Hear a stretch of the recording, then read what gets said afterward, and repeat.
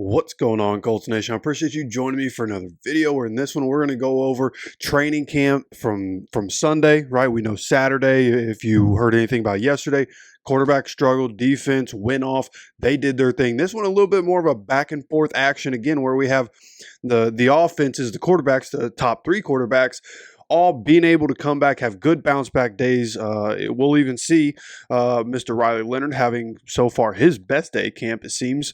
And overall, honestly, might have been the best of the three today, to be completely honest. But good bounce back day. We'll go through it all. And overall, there's going to be some notes about the defense too. It's good to see that the defensive line is doing their thing, but boy, we might have some things to worry about on the offensive line. So as we start to go through this, going to try to get through this. I'm a little late getting this update to you guys. Was up gaming late last night, woke up late. I apologize. So as we get started here, we're going to start with Noah Compton's notes, where he starts off with the first team period that had Daniel Jones with the starters in an 11-on-11 session. Actually, let me go ahead and zoom in for you guys here. 1 second. Try to give you guys a better view of what we're looking at here. So let's do that. And then move you here, and boom, here we go. Okay. So, first team period had Daniel Jones with the starters in the 11-on-11 session. Jones with 6 completions, all under 5 yards of depth. Now, this is what we're seeing. Like, his completion percentage in practice is better than Anthony Richardson's, but we're seeing a lot of this, right? Anthony, of course, he throws more down the field. We saw early in training camp where Anthony was like specifically like targeting the shorter routes, right? And especially toward the sideline and being able to hit those. And that was great. And now we're seeing Anthony be able to work short and be able to work long. He's kind of doing both, but we're seeing a lot of Daniel Jones throwing short. If he's not throwing short, a lot of times, he's seeing these guys say, oh, he's holding the ball too long, a would-be sack, he's having to scramble. So those sorts of things, but more efficient, right? Because he's throwing the ball under 5 yards of depth, right? Which is something, one of my best friends is a Giants fan. That's something he's told me forever, is that he's either going to dink and dunk or he's going to hold the ball too long and get sacked, which for the Giants, their offensive line has been bad for a long time. So, he's probably looking at the rush a lot, but nonetheless, that's just what Daniel Jones does. He's done a lot of it. He's this far into his NFL career. That's just what he does. He tries to take what the defense gives him a lot, right? And you just want to see him be able to hit the deep ones, and he does in this practice. Now, we're not at the injuries yet. Ended up seeing that tweet a little later. Charvarius Ward, another rest day. He had, some leg tightness. Just go ahead, hold him out. Michael Pittman Jr. also going ahead, holding him out with that groin injury, just making sure he's going to be okay. It'd be interesting whether or not he practices this week against the Ravens. I would assume probably not. Joint practices are pretty physical, so I assume anybody that has anybody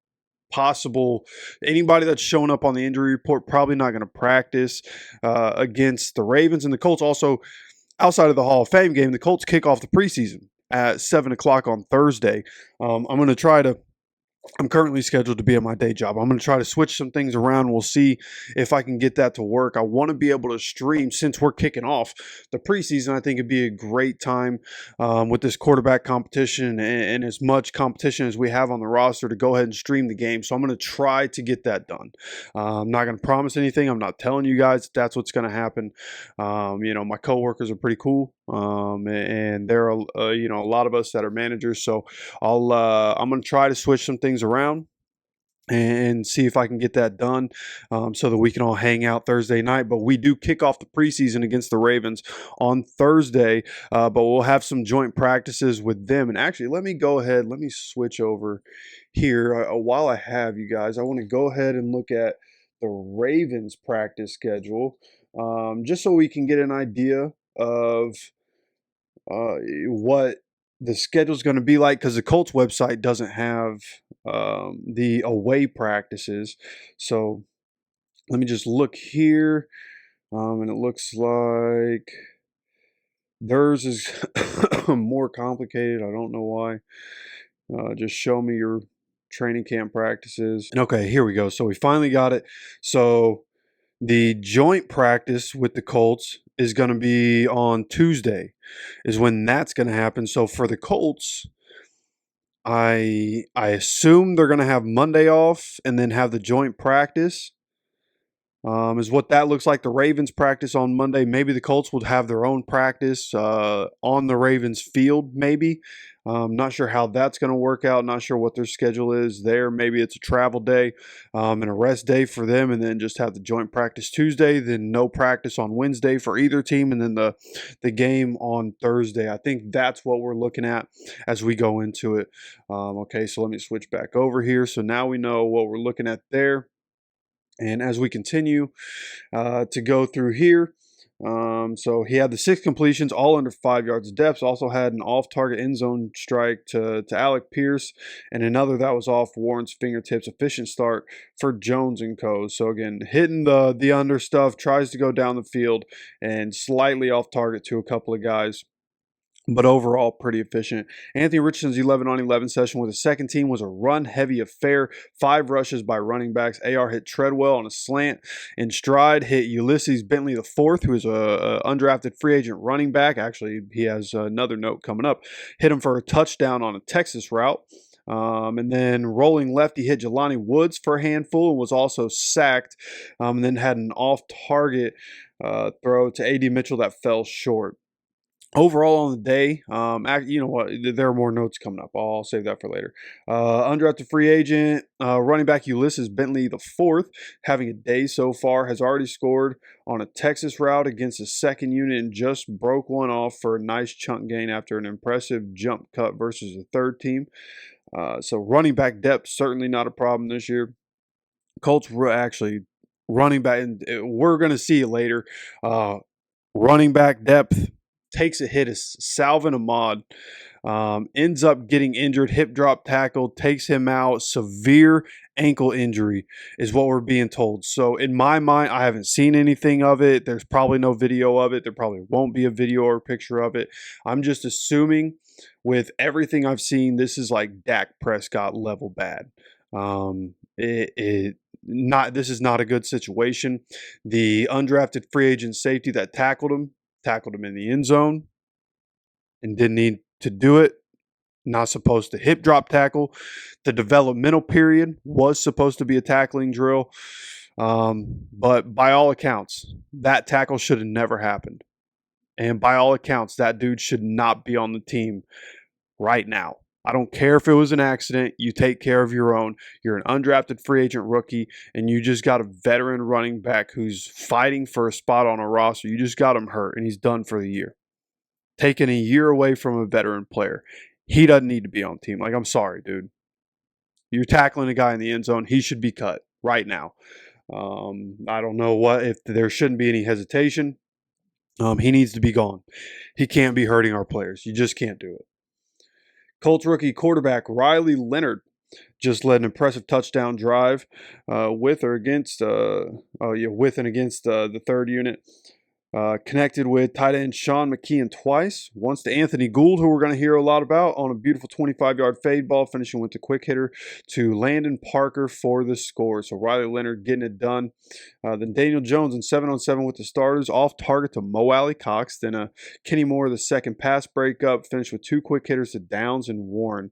So overall, in 7-on-7, Daniel Jones, efficient work, which is kind of the opposite of what we saw yesterday, right? Had a bad time, threw a couple of interceptions in 7-on-7, bounced back with a good day here, making sure to get the ball to guys like Josh Downs. Josh Downs, once again, targeted a lot today. He as bad as the offense was yesterday, Josh Downs had a good day yesterday. So did A.D. Mitchell, and A.D. Mitchell and Josh Downs both stacking good days right now, and just continue to do so. Now, he also hit Warren. Daniel Jones hit Warren right off the snap while Downs motioned from left to the right side pre-snap for the slant. Anthony Richardson and the Colts' second team with a solid 7-on-7 showing. AR to AD Mitchell, incomplete, but it was a DPI, defensive pass interference, by the undrafted free agent rookie Jonathan Edwards, who was making some plays yesterday and in really good position on Friday night's practice. And so, unfortunate here, gets himself a penalty. You'd like to see AD Mitchell be able to get that catch. You're right. If you're going to commit a penalty in practice, right, then like just let it happen. Like I don't know what we're doing there, but nonetheless, hit Anthony Gould in stride on a crosser for 25 yards. Love to see it. Anthony Gould making plays. AR to AD on a quick out, and then a potential would-be sack turn scramble to find Laquan Treadwell for several. Then Anthony Richardson with the starters for the first time. Drive started at their own 30. He found Warren in short traffic after a potential would-be sack again, then sacked by Payne Lewis 2 plays later after a minimal Jonathan Taylor rush. Then Mo Alley Cox took a tight end screen for 30 yards and then had an intermediate find to Alec Pierce to end it. And there's another note about that throw to Alec Pierce. Somebody said it was a really good throw into a tight hole. So love to see Anthony Richardson being able to do a little bit of both, right? Takes the short out, but he's also going to take what he can down the field. Which I think, we all know is going to happen with AR. Daniel Jones to AD Mitchell on a fade ball up the right sideline for a huge gain. And then Mitchell be undrafted free agent, or Mitchell be undrafted free agent Jonathan Edwards, and one-on-one with ease, had him right where he wanted him. So AD Mitchell just continuing to pretty much get open right away, right? And you hear, if like you've heard different NFL players say before, if I'm even, I'm leaving. Like, that's AD. Right? If AD's even, he's leaving. So, and his get off is incredible. The way he can separate is next level. He's an elite level receiver, as long as he can catch the ball. And he's done a really good job after a shaky start the first week of camp. He's done. Maybe been like Alec Pierce was the star of the first week. Second week of practice in the receiver room, AD Mitchell, honestly, probably the most consistent and the biggest star in that room. Now, this is what we were talking about. You have Anthony Richardson and DeForest Buckner down here that were kind of consoling him while all this was happening. Cam Bynum said a prayer as he was getting stretchered off with the whole team around. Just a tough scene, man. Tough scene, and just things you can't have happen in practice, dude. You have to take care of your own. Just you can't, especially Salvon Ahmed. Anybody that plays fantasy football and has for a while knows who Salvon Ahmed is, right? There are probably a lot of people who don't know that name in terms of Colts fans. But he's somebody that a lot of fantasy football people know. Somebody who he's a good running back, right? He's a great depth piece running back. He's had to be thrusted into some positions in his time, specifically with the Dolphins. He had some good time with the Dolphins, and I thought for sure he was going to be, a depth piece running back. He was going to end up on our practice squad, and here he is out for the season. Now we have Anthony Richardson with the starters in the last 11-on-11 session of the day. 2-minute drive after the injury happens. And he has AR's first 4 attempts were to Josh Downs, 2 crossers in stride, an overthrown out, and then an overthrown slant that was nearly picked. Then he had 2 quick hitters that set up a Spencer Schrader 55-yard field goal that Spencer Schrader nailed. So love that. One way or another, getting points on the board. You'd like to see the offense be able to go down and get something done. This is really an area of weakness for Anthony Richardson. It has been his whole career. 2-minute drives. Being able to be efficient, but being able to move the ball down the field has certainly been an issue, but finding a way to be able to get some points here with a 55-yard field goal. Shout out to having a kicker who could hit a 55-yard field goal. But nonetheless, that's certainly an area. As we see Anthony get better at all these other things, it's got to translate into those 2-minute drives, right? End of half, being able to steal points, you're going to need it. End of game, when you need it the most to come away with a win or to put away a win, right, and be able to keep the ball You want to be able to see the quarterback, be able to manufacture something, to be able to keep a drive alive, be able to go down, get some points, or be able to continue to run out the clock. Of course, when you're up, you're probably using JT and the other running backs to be able to run the clock down and whatnot. But if there's a throw that has to be made on a 3rd and 8 at the end of a game, minute and a half left, the other team still has a timeout. I mean, come on. You need to be able to hit that throw.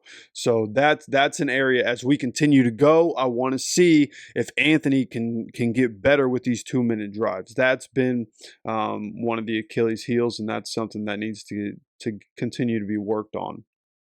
Okay, now Daniel Jones and the Colts' second unit score as well, headlined by 2 big-time connections to Anthony Gould. Once again, Anthony Gould coming up, shout out.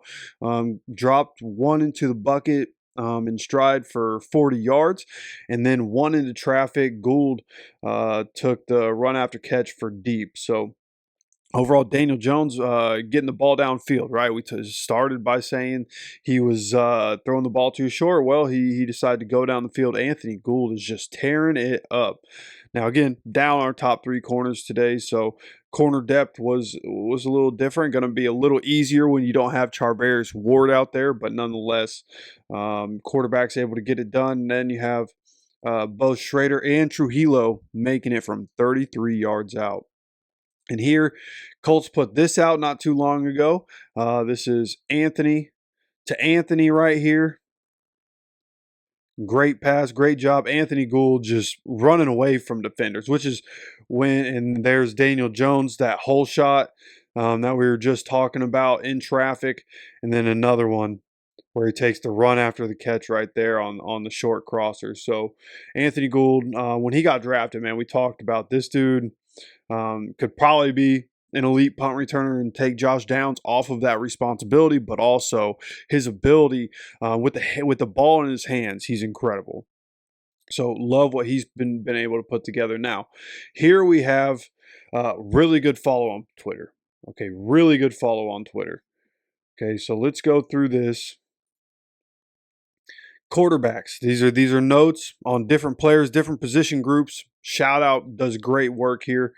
Quarterbacks. Anthony Richardson bounced back from a bad day yesterday, continuing to make plays despite bad O-line play. Had one bad throw. Outside of that, good accuracy and threw on time, which was the problem yesterday. He was not throwing on time. He was throwing behind his receivers. Accuracy wasn't good. Timing wasn't good. All that was fixed today. He just had one bad throw. And then great to see that he can overcome a bad day and not keep stacking them. So exactly what you want to see from that aspect. Daniel Jones played well today, bounced back from a rough day yesterday. Gould was his favorite target today, connected on a deep ball and one more in traffic. And then short yardage Merchant connected five times in a row on 5 yards or less. Then Riley Leonard had his best day with the third team, had 7 straight completions to cap off a 75-yard scoring drive. So overall, quarterbacks doing their thing today. Exactly what you want to see. And let's just keep going down here. Then you have the O-line.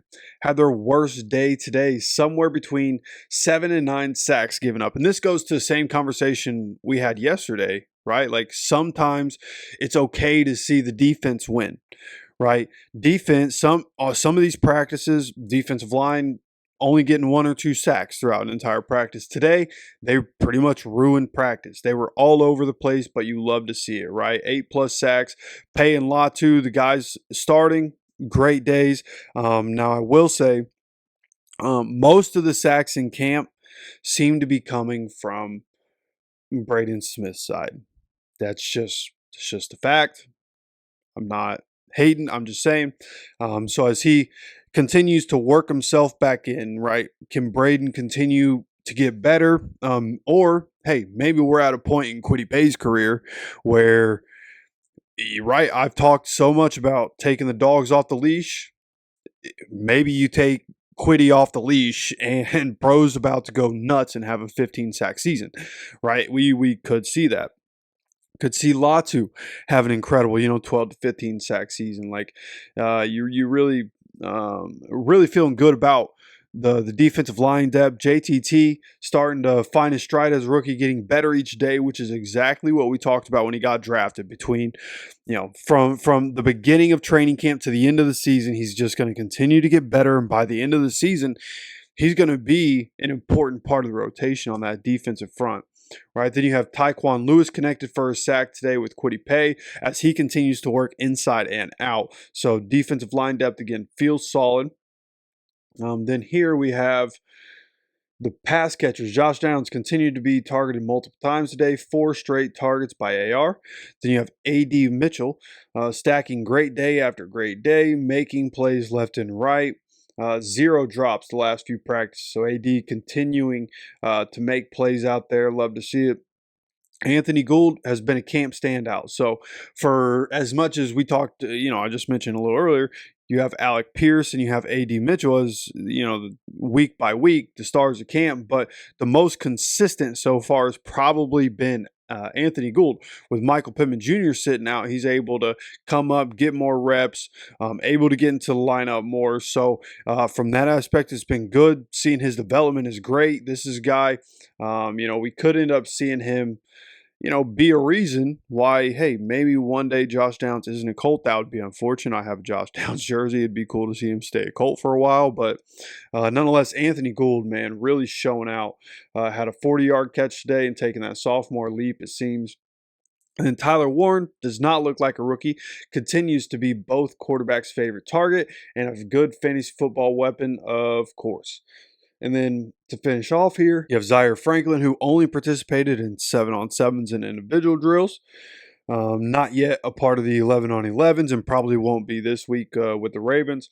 And then kickers, Spencer Schrader, his job to lose, nice 55-yard field goal to make. Pretty much he's going to be our kicker. And then looking here, injuries, Salvin Ahmed, bad leg injury, had to be carted out for the season. Players that were out, Michael Pittman Jr., Charvarius Ward, Juju Brents, Jalen Jones, and Jalen Carlisle, who's still recovering from surgery. So, and actually Carlisle has been in the lineup, so I'd be interested to know, maybe that's just a maintenance day for Jalen Carlisle, right? Maybe after surgery, right? You get a little sore, just like we talked about with Anthony's shoulder. When you have surgery on something, some days just not going to be right. So maybe Carlisle's getting himself a rest day there. But again, shout out for great information there. Now, as we continue to go past all of this. Now I have Nate Atkins, who had some good observations. Shout out Nate Atkins. Solid bounce back from Anthony Richardson. Had one bad throw, but otherwise looked sharp on ball placement and throws outside the numbers. O-line got whooped. Gave up 8 sacks. Latu and Pace, super active again. Daniel Jones was solid when he had time to throw, but I'm ready to see him rip one. He had A.D. Mitchell wide open on a fade route and threw a back shoulder. Another really good A.D. day. And then to finish off, Anthony Gould keeps making plays, including some nice slant and go with speed. Anthony Richardson had a sick threaded needle throw over the middle to Alec Pierce. That's that one we were talking about earlier. And then Zaire Franklin only doing drills on 7-on-7. Now, actually, I'm going to have a different video about the Salvin Ahmed thing. So we won't keep talking about that. But then you have Kevin Bone here. Of course, with 1075thefan.com, we usually look at his, the website and his entire notebook, just going through some quick notes here that he put out. Better quarterback play with the top, 3 of the top 5 corners out. Riley Leonard looking like second half of national title game. I know Ohio State won the game. I'm not a huge college guy. I don't really remember that game. I think I watched that game. I don't really remember it. I stopped when Ohio State's winning. I stopped paying attention. Okay, my camera right now sits on my laptop. Right, it's hooked up hooked onto my laptop. My laptop, I'm looking at the biggest sticker on my laptop is a Michigan sticker. Not a huge college football fan, but I like Michigan. Didn't really care to see Ohio State win, so I have no idea what second half of the national title game means, but I assume it was good because, again, Riley Leonard, probably the best quarterback of the day in terms of, no real mistakes, everything on time, everything good. You had a good D-line day, and then of course Salvin Ahmad. Got some more there. Undrafted free agent, wide receiver Tyler Coleman. Just caught a long touchdown pass from Riley Leonard in 7-on-7. Now Leonard's strong day continues, most comfortable he's looked in all of camp. And then one more update here from James Boyd. Riley Leonard just had a great drive down the field with third stringers through a dime to wide receiver Coleman Owen for a long completion, and then threw a touchdown pass to wide receiver Landon Parker. 7 of 7 passing on the drive, easily his best performance of camp. So all in all, man, just good to see a bounce back day, right? The offense is going to win some, the defense is going to win some, and today we saw a little bit of both. Offensive line had a bad day, defensive line had a great day, right? Now we need to see another day, right? As we go into joint practice with the Ravens on Tuesday, we need to be able to protect the quarterback. So I want to see us be able to protect the quarterbacks, but I want to see our guys be able to get to Lamar Jackson, to make him have to run, right? And I also saw on the same day, right, on the same day that the Colts quarterbacks had a tough day in practice, you also had Lamar Jackson in Ravens practice, who also threw 3 interceptions. So, right, he's what, 2-time MVP? So that's why I'm saying pump the brakes. Some days the defense is going to win. Some days the offense is going to win. We just want to see day by day, can we bounce back? Can we adjust? Can we make sure that, like, you want to see both sides of the ball making plays? That's good. I'm all good with that. We just can't have 5+ sacks every practice. I'd like to see the offensive line be able to stop our guys, but I do like to see our guys being unstoppable on the defensive line.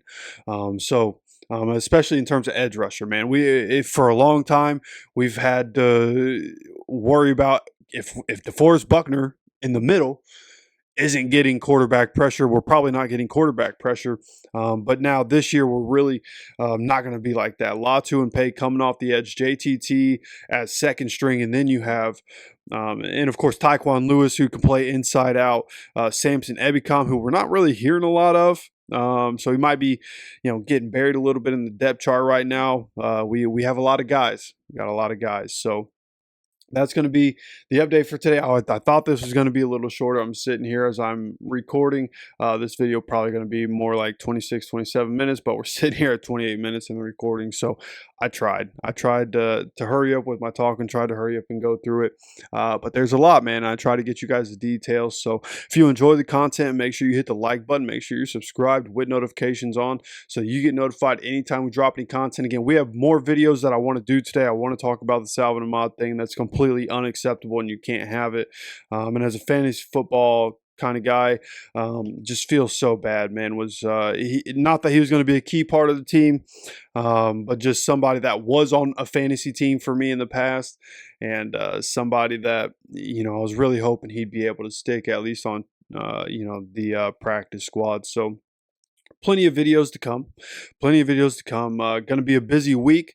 And then next week I'm on vacation, but I will still have content. I'm going to be going, it's vacation. It's kind of a business trip. I'm going to Indy. I'll be at training camp practices, at all 4 training camp practices, starting next Saturday. It's Saturday, Sunday, Monday.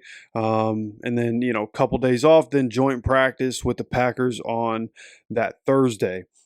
So can't wait to get to Indy. Can't wait to be able to get to practices myself. But before that happens, we got this week to come, and there's plenty of content to come. So again, make sure you hit the like button. Make sure you're subscribed with notifications on. Of course, I appreciate you stopping by for another video. And as always, take care of yourself, take care of each other, and go Colts.